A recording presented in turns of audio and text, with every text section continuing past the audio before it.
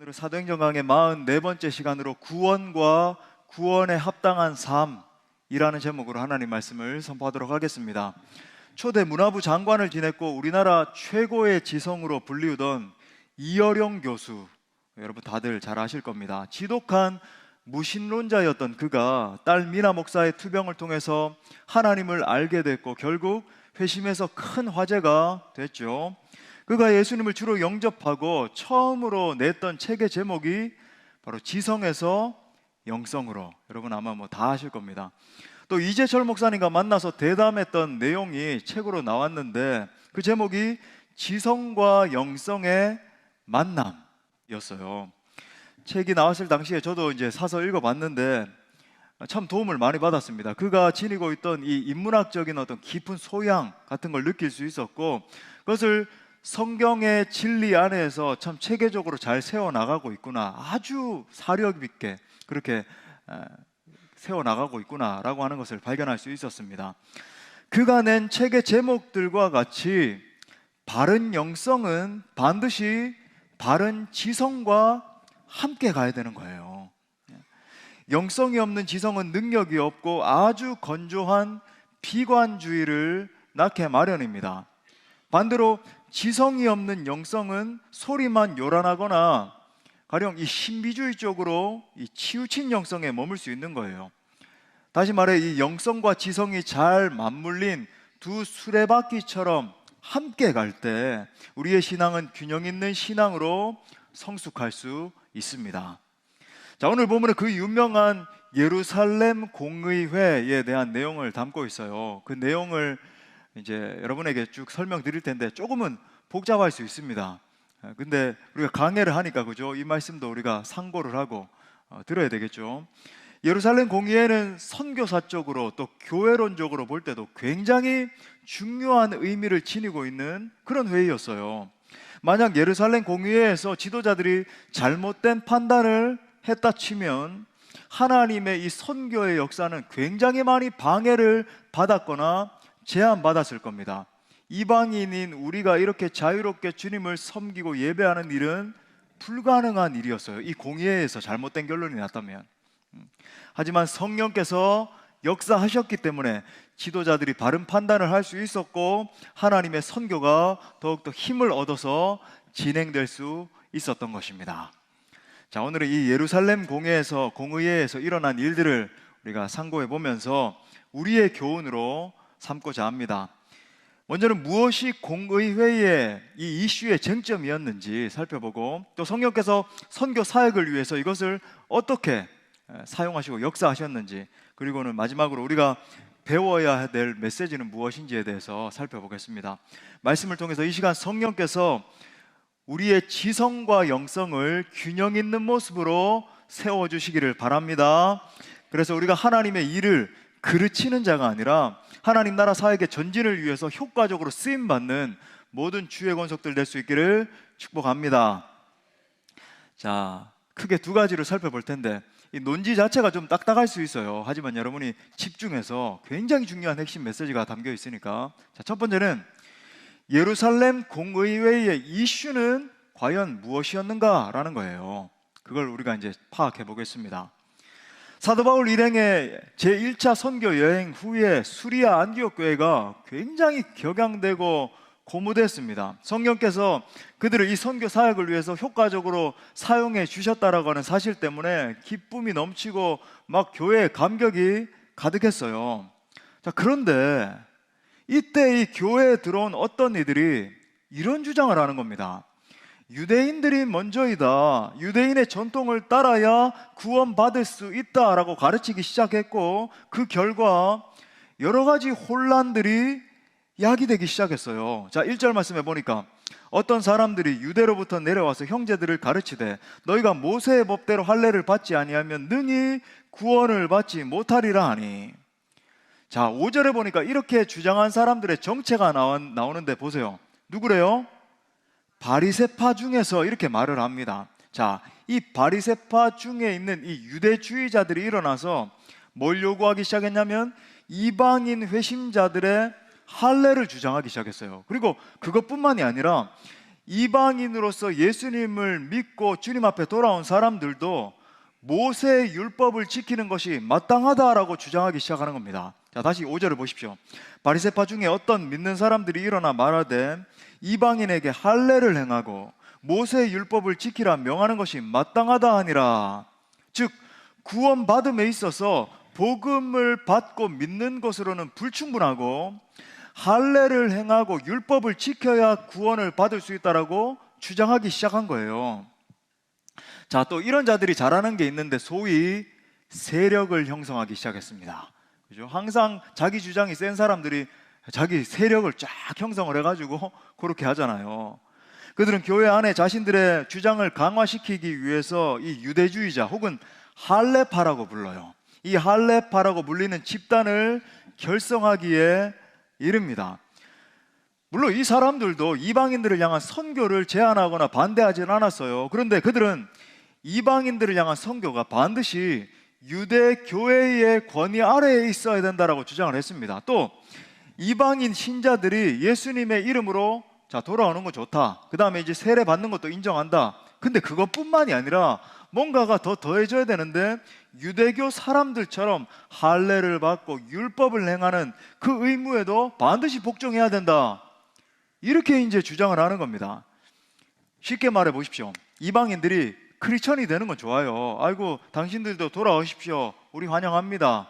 하지만 한 가지가 더 첨부돼야 되는데 유대인의 율법을 다 지켜야지만 진짜 크리스천이 된다라고 주장을 하는 거예요. 여러분 이단이 끝단자를 쓰는 건 아닙니까? 그죠? 많은 교리들이 비슷한 것 같은데 끝이 다른 거예요. 뭔가가 다른 겁니다. 그러니까 이단이 되는 거예요. 우리가 항상 주의를 기울이고 그죠? 정통 신학 가운데 바로 서기 위해서 몸부림쳐야 되는 이유가 바로 이런 거예요. 자, 그래서 이제 오늘 우리가 살펴보고 있는 이 예루살렘 공의회가 촉발됐습니다. 자, 2절에 보니까 바울 및 바나바와 그들 사이에 적지 아니한 다툼과 변론이 일어난지라 형제들이 이 문제에 대하여 바울과 바나바와 및 그 중에 몇 사람을 예루살렘에 있는 사도와 장로들에게 보내기로 작정하니라. 실제로 여러분 이 문제는 굉장히 중요한 문제였습니다. 왜냐하면 보십시오. 이 공의회에서 어떤 판단이 내려지느냐에 따라서 구원의 길이 완전히 바뀌는 거예요. 예수 그리스도께서 말씀하신 그 구원의 길, 그리고 또 뭔가를 첨부해야 된다라고 하는 그 구원의 길, 이 갈림길에서 구원의 길이 완전히 뒤집힐 수 있는 그런 회의였다라고 하는 겁니다. 자, 사도 바울이 이 문제를 굉장히 중요하게 인식을 했기 때문에 매우 예민하게 반응하는 것을 우리가 볼 수 있습니다. 오늘 우리 보진 않았지만 갈라디아서가 바로 이 예루살렘 공의회 전과 후쯤에 쓰였다라고 보는 견해가 많거든요. 여러분 갈라디아서는 사도 바울이 쓴 13개의 편지 중에서 가장 최초로 쓰인 편지입니다.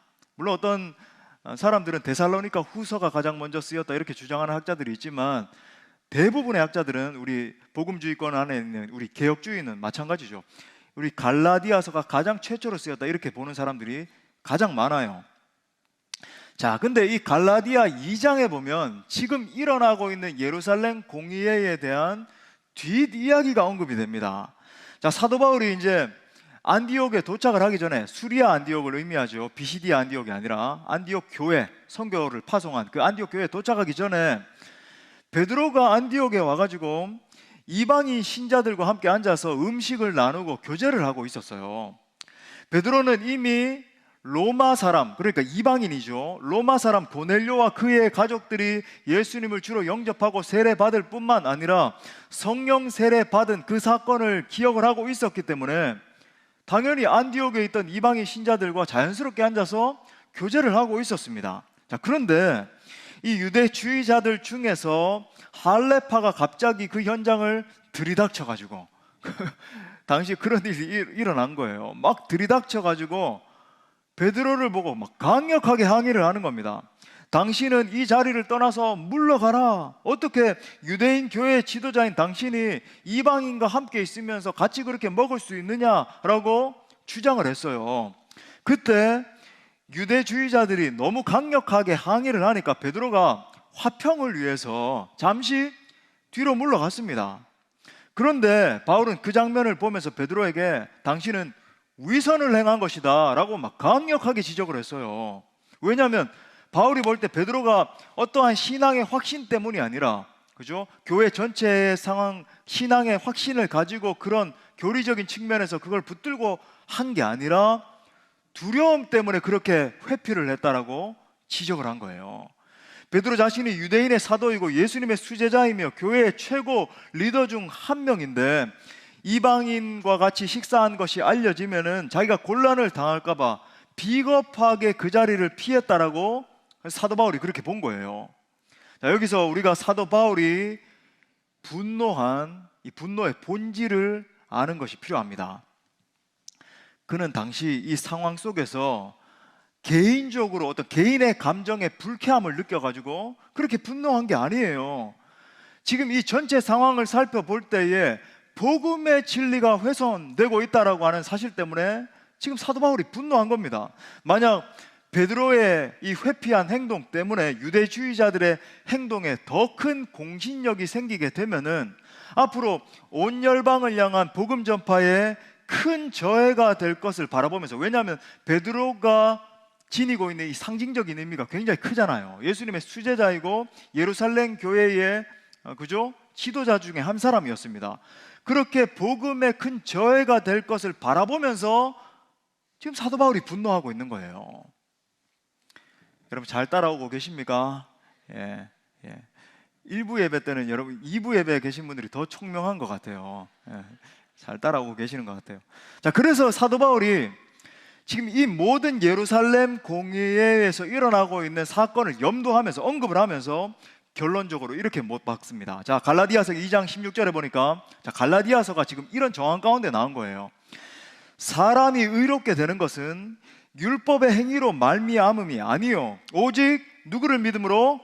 예수 그리스도를 믿음으로 말미암는 줄 알므로 우리도 그리스도 예수를 믿나니 이는 우리가 율법의 행위로서가 아니라 그리스도를 믿음으로써 의롭다함을 얻으려 함이라. 율법의 행위로서는 의롭다함을 얻을 육체가 없느니라.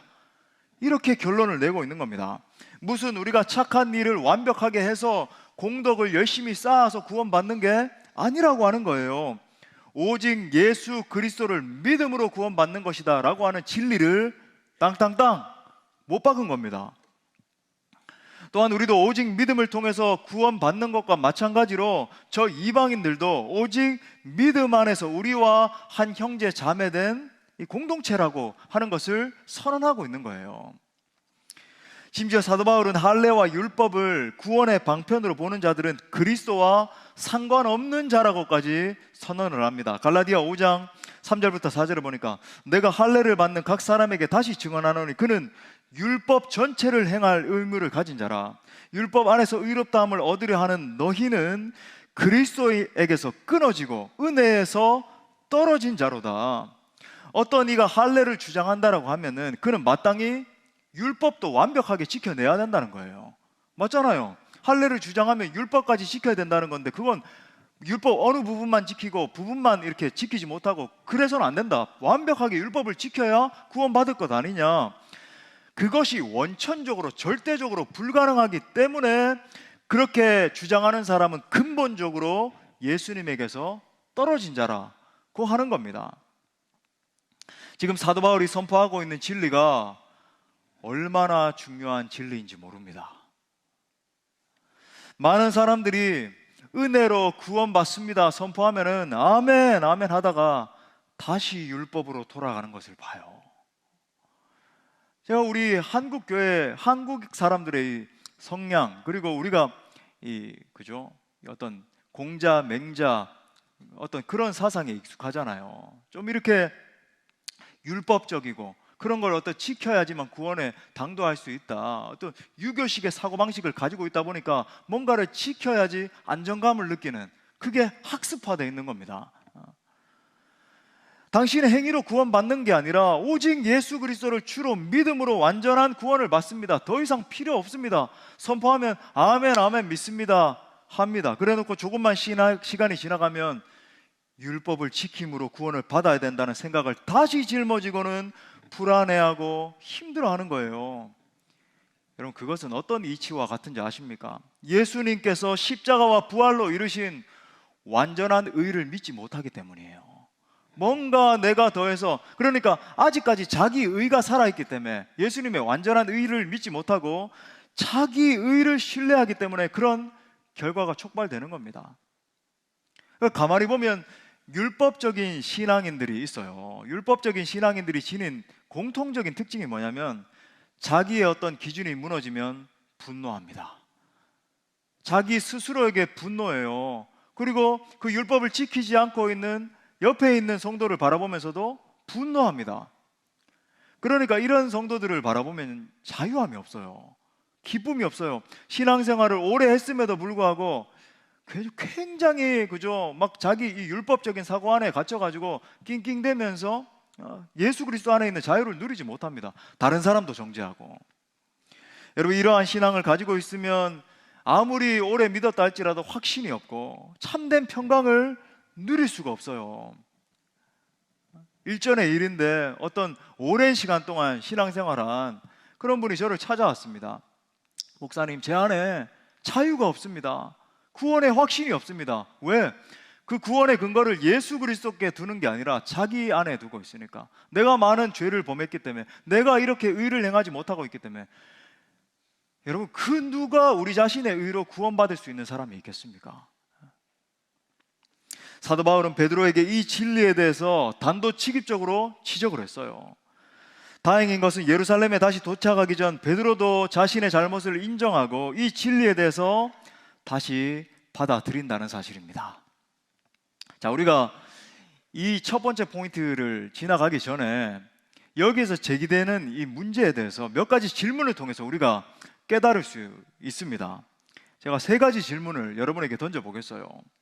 죄인의 구원은 오직 이 십자가에 못 박히신 예수 그리스도를 믿음으로 순전한 하나님의 은혜를 받음으로 임하는 것인가? 아니면 부분적으로는, 오케이, 하나님의 은혜도 받아야 됩니다. 하지만 부분적으로는 우리 자신의 선행과 종교적인 공적이 더해져야 임하는 것인가?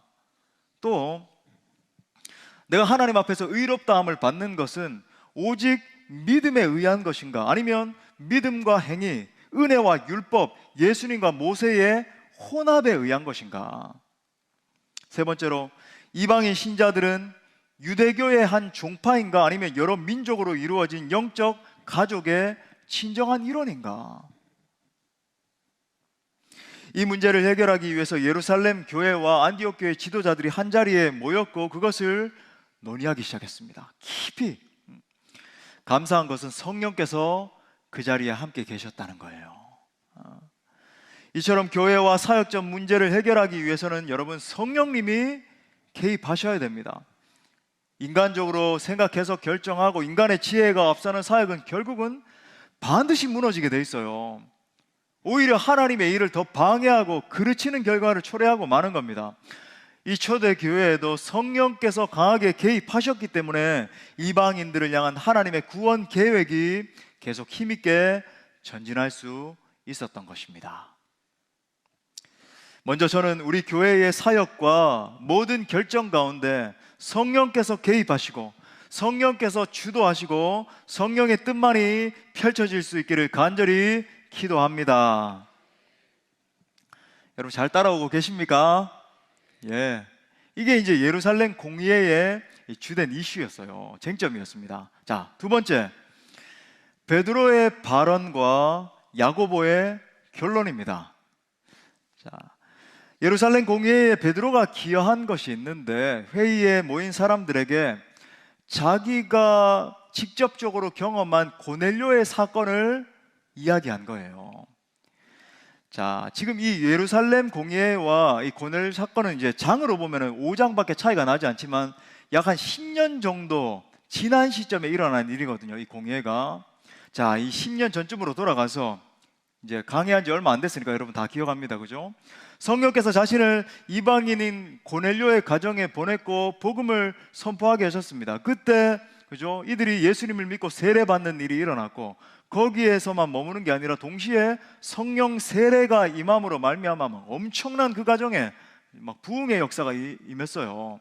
그 모든 사역을 설명을 하면서 이 엄청난 구원의 사역이 오직 하나님의 주도적인 역사로부터 비롯됐다라고 하는 것을 설명을 합니다. 자, 7절에 보니까 많은 변론이 있은 후에, 자, 여기서 많은 변론이 있은 후에 하는 걸 봐서 여러분, 많은 우리 안에 변론이 있는 건 하나님 앞에 별로 그저 유익하지 않다는 거예요. 하나님이 주목하시는 건 그죠? 그 다음에 상세하게 적혀 있는 겁니다.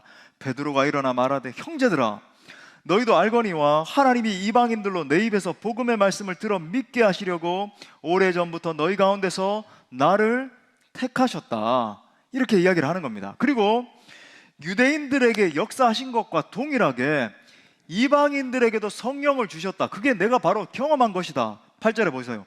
또 마음을 아시는 하나님이 우리에게와 같이 그들에게도 성령을 주어 증언하셨다.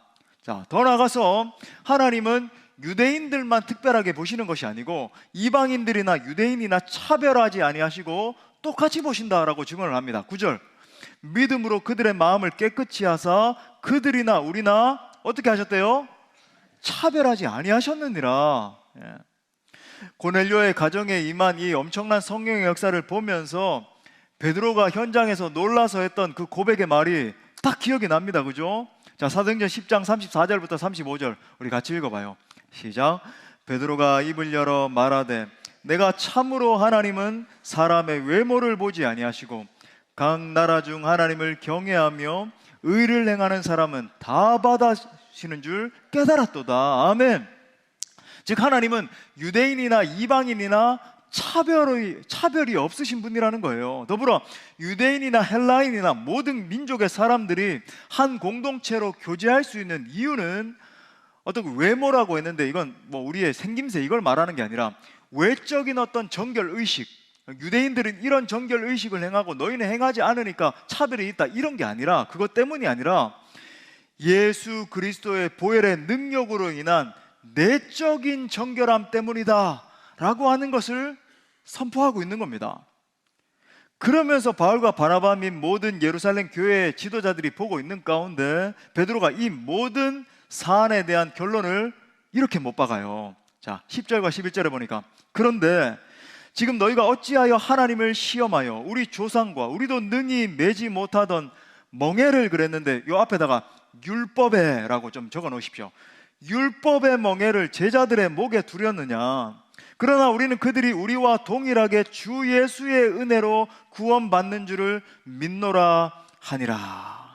자, 유대인과 이방인 사이에 차별이 있을 수 없고 모두가 오직 예수 그리스도를 믿을 때 구원받는다는 거예요. 그런데 가만히 보면 이 말이 아까 사도 바울이 갈라디아서에서 이것을 염두에 두고 이 모든 사안을 염두에 두고 결론을 내린 메시지와 똑같다는 것을 볼 수 있습니다. 그러니까 사도 바울이 선포한 그 메시지를 베드로가 기억을 하고 있다가 거의 반복하고 있다는 것을 보게 돼요. 자, 다시 보세요. 갈라디아 2장 16절 상반에 보니까 사람이 의롭게 되는 것은 율법의 행위로 말미암음이 아니요 오직 예수 그리스도를 믿음으로 말미암는 줄 알므로 우리도 그리스도 예수를 믿나니.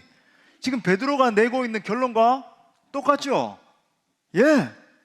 무슨 말입니까? 성령께서 역사하시자 지도자들의 마음이 한 마음으로 묶인 거예요. 이 지도자들의 마음 가운데 한 마음을 부어주셔서 교리적으로 하나의 체계를 이루게 하셨고 앞으로 선교사적으로 선교의 역사 가운데 그리고 교회들이 세워지는 가운데 막힘이 없도록 간섭하신 겁니다. 이게 여러분 놀라운 역사인 거죠. 이어서 이제 더 중요한 내용이 나옵니다. 예루살렘 교회의 담임 목사였던 야고보가 일어나서 이 모든 논의들 그리고 베드로가 했던 모든 말들까지도 다 사안을 정리를 해요. 자, 여기 나오는 야고보는 예수님의 육신의 동생이자 야고보서를 기록한 그 야고보입니다. 그러니까 예수님의 12 제자 중에 하나인 사도 야고보는 이미 죽었잖아요. 그죠? 이 말을 하는 야고보는 다른 야고보예요. 사도 야고보가 아니라 예수님의 동생이고 야고보서 기록한 그 야고보, 예루살렘 교회 담임 목사입니다. 딱 일어나서 권위를 가지고 이 모든 상황에 대해서 정리하기 위해서 이제 스피치를 시작하는 거예요. 자, 14절부터 15절에 보면은 방금 시므온 그랬는데 이 시므온은 이제 시몬의 히브리식 표현이에요. 그러니까 베드로를 말합니다. 이 시몬 베드로가 한 말은 구약의 선지자들을 통해서 이미 예언된 것이라고 이야기를 해요. 자, 이어지는 16절과 17절 말씀은 구약 성경 아모스 9장 11절과 12절 말씀을 인용한 말씀이거든요. 자, 다시 말해서 베드로가 경험한 것이 성경의 내용과 일치하는 것이라는 것을 지금 야고보가 선포하고 있는 겁니다. 자, 여기서 우리가 굉장히 중요한 한 가지 교훈을 빠뜨릴 수 없어요.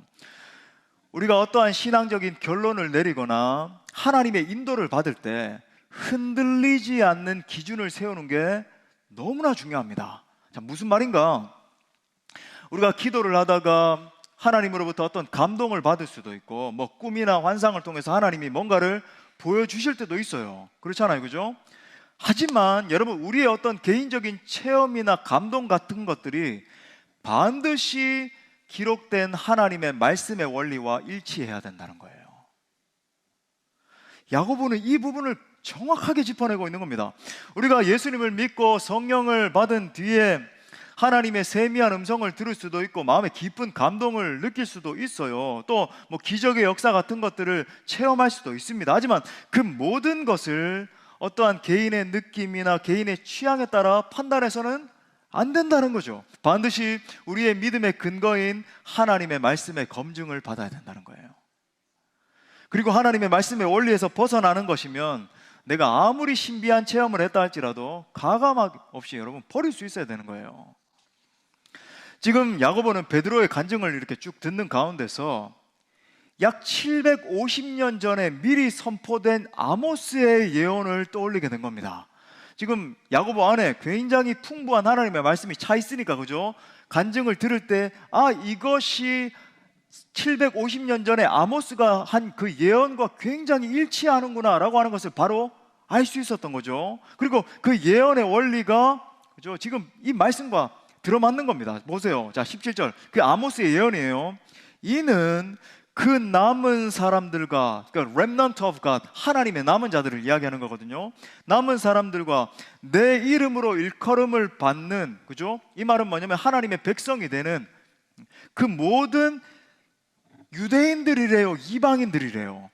지금 아모스가 예언할 당시에는 이방인들에게 복음이 선언되는 때가 아닙니다. 전혀 그것에 대해서 알 수도 없고 오직 이스라엘 백성들만, 그죠? 유대인들만 복음이 적용되는지를 알고 있던 그 시대인데 바로 그때 이방인들로 주를 찾게 하려 함이라 라고 하는 예언이 선포된 거죠. 이처럼 성령님은 하나님의 말씀을 통해서 역사하시고 하나님의 말씀을 통해서 검증하게 하시고 하나님의 말씀을 지금 오늘 역사처럼 하나님의 때에 성취하는 분이십니다.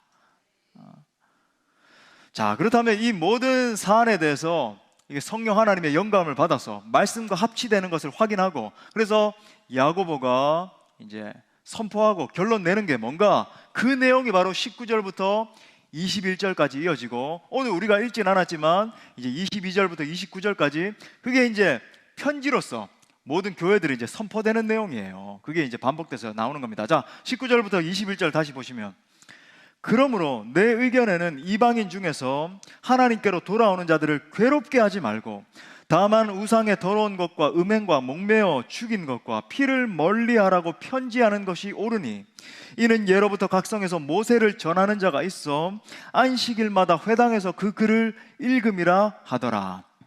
자, 저를 보십시오. 여기서 이제 내 의견에는 하니까 단지 야고보의 의견 정도로만 생각을 할 수 있는데 그런 말이 아니에요. 헬라어 원어상으로 보면은 단순 개인의 의견을 말하는 게 아니라 의장으로서, 예루살렘 교회의 담임 목사로서 권위를 가지고 강력하게 선포하는 의미의 지금 표현을 쓰고 있는 겁니다. 자, 야고보가 결정적으로, 그죠? 이렇게 복음의 판도가 완전히 규정돼 버리는 두 가지를 선포해요. 이게 오늘 말씀의 이제 결론입니다. 자, 첫 번째는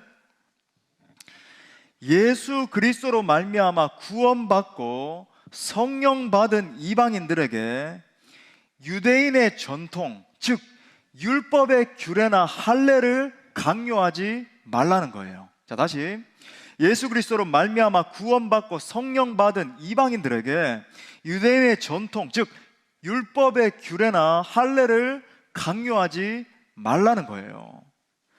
자, 아까 베드로가 말한 식으로 이제 설명을 하자면 이것은 하나님을 시험하는 일이라는 겁니다.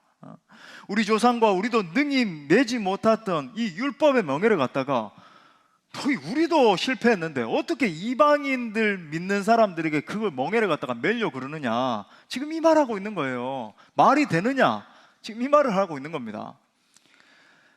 사랑하는 성도 여러분, 우리가 소위 은혜 받았다, 믿음 생활 잘한다는 것이 여러분 무슨 의미입니까? 어떤 걸 의미해요? 내가 원하는 방식이 이루어지고 내 옛 편견을 갖다가 다른 사람들에게 강요하는 것입니까? 아니잖아요. 오히려 내게 믿음이 임했다, 예수 그리스도의 사랑이 임했다, 내가 정말 그 자비를 깨달은 자다라고 하는 게 뭐예요?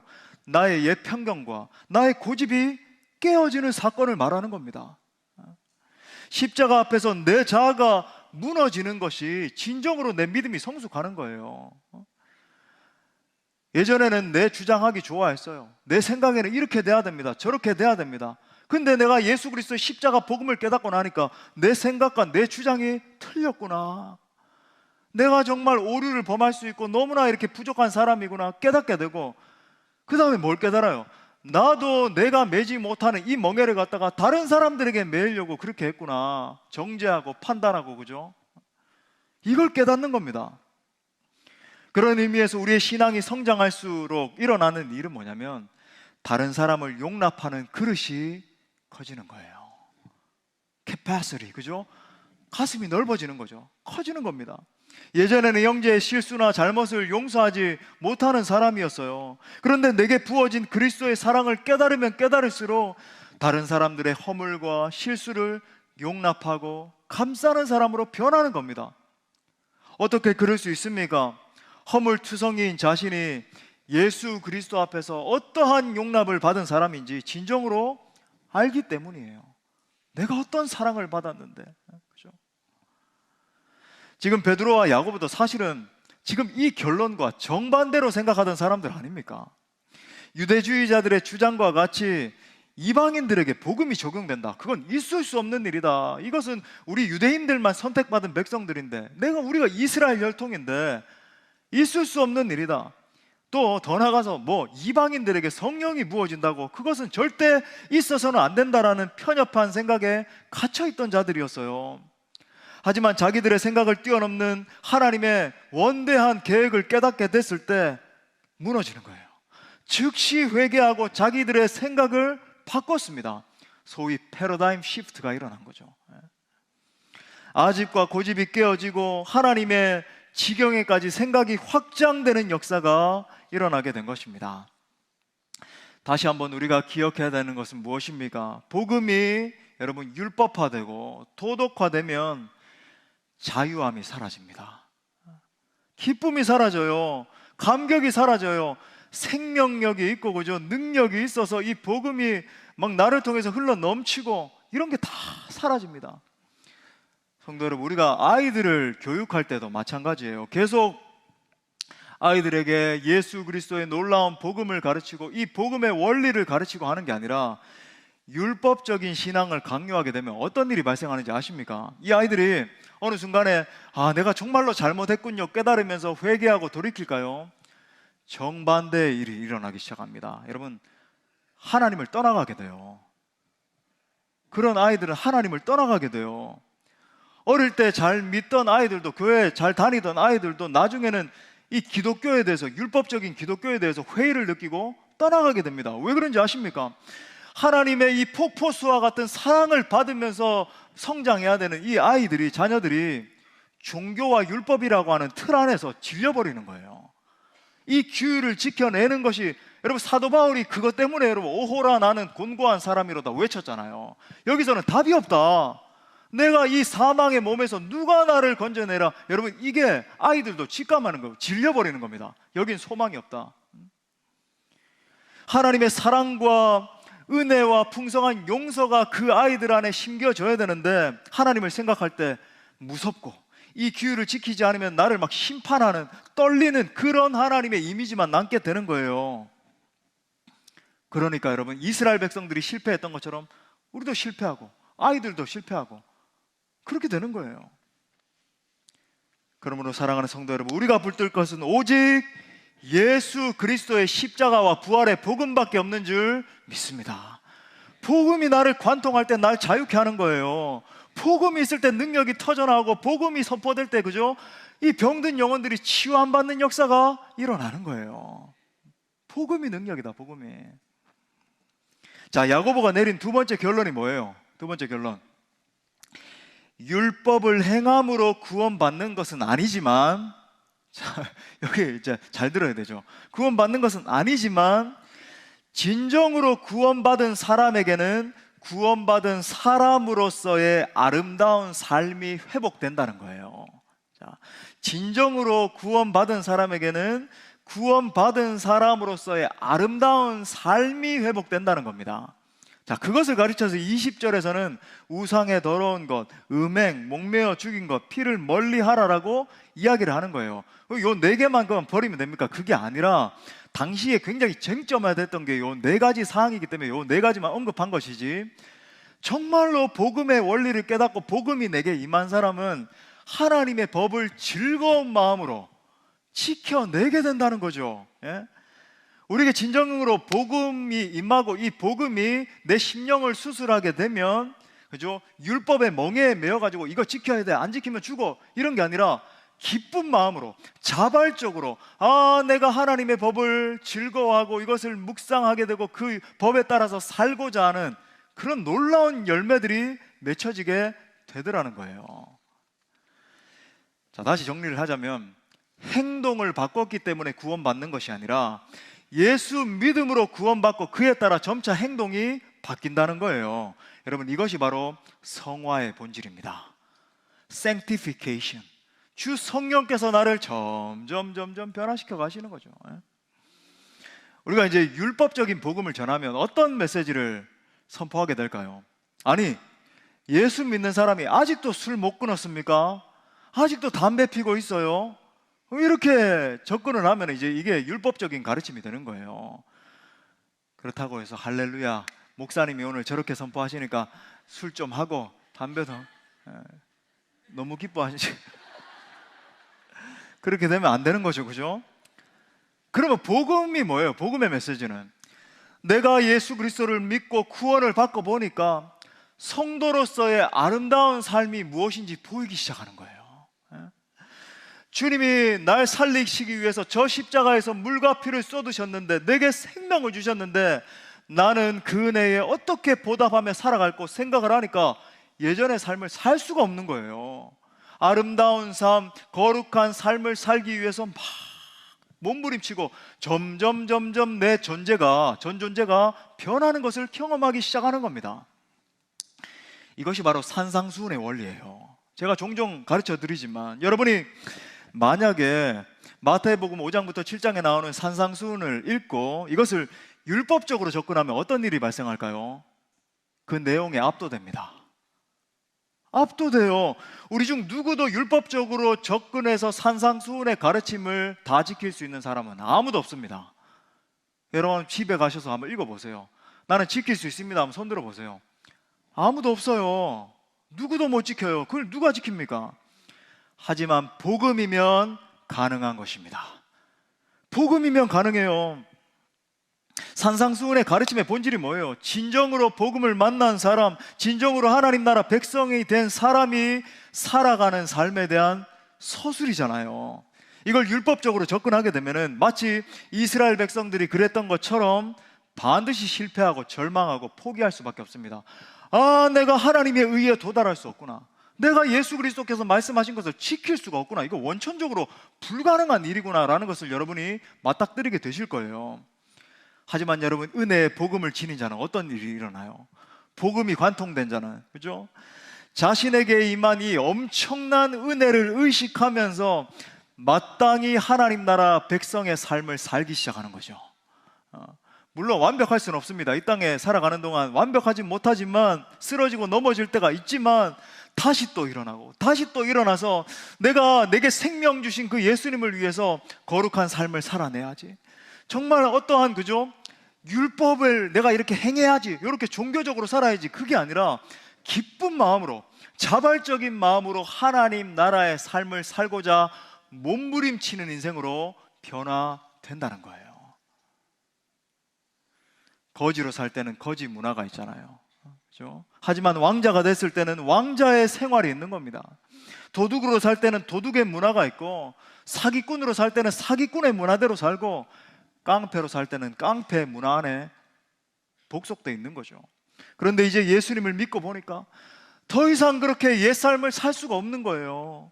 그래서 내가 하나님의 자녀답게, 천국 백성답게, 예수 믿는 사람답게, 크리스천답게 살아가는 사람으로 변화되는 것입니다. 그래서 여러분, 지금 교회 앞에서 일어나서 증거하고 있는 이 야고보, 그죠? 이 야고보가 쓴 야고보서의 내용이 뭐예요? 지금 야고보가 고백하고 있는 그 내용 그대로 아닙니까? 진정으로 복음으로 변화된 사람은 그 복음의 원리에 따라 살게 된다는 거예요. 그러니까 야고보서는 여러분 핵심이 뭐냐면 행함의 복음이 아니라 이 내용이에요. 복음을 진짜 경험한 사람은 그 복음의 원리대로 살게 되더라. 자, 다시 정리해 보면 오늘 야고보의 결론적인 메시지가 두 가지로 이제 집약될 수 있죠. 자, 첫 번째, 행함으로 구원받는 것이 아니라 예수 그리스도를 믿음으로 구원받는다. 자, 두 번째, 예수 믿고 구원받았으면 구원받은 사람답게 살아야 한다. 이게 결론이에요. 예수님을 믿음으로 구원받은 성도 여러분, 정말 구원받으셨습니까? 예. 저는 여러분 안에도 이 두 가지 원리가 확실하게 새겨질 수 있기를 바랍니다. 여러분은 여러분의 의가 아니라 예수 그리스도의 의로 구원받은 거예요. 그러므로 진정으로 복음 안에서 성장하는 자는 세월이 가면 갈수록 자기의 고집과 자기의 편견과 아집을 깨뜨리게 돼요.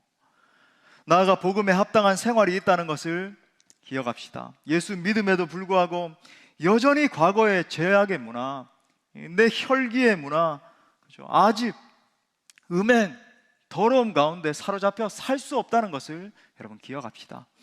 그러므로 여러분 모두가 복음의 능력에 사로잡히고 그 복음으로 말미암아 변화된 성도들 다 되시기를 축복합니다. 말씀의 결론을 맺겠습니다. 이 모든 것을 종합을 하자면 우리가 오늘 살펴본 이 예루살렘 공의회 때문에 복음이 복음으로 지켜질 수 있었습니다. 먼저는 이 공의회에 성령께서 간섭하셨기 때문에 지금 우리가 이 생명의 복음을 자유함과 담대함으로 믿을 수 있는 거예요.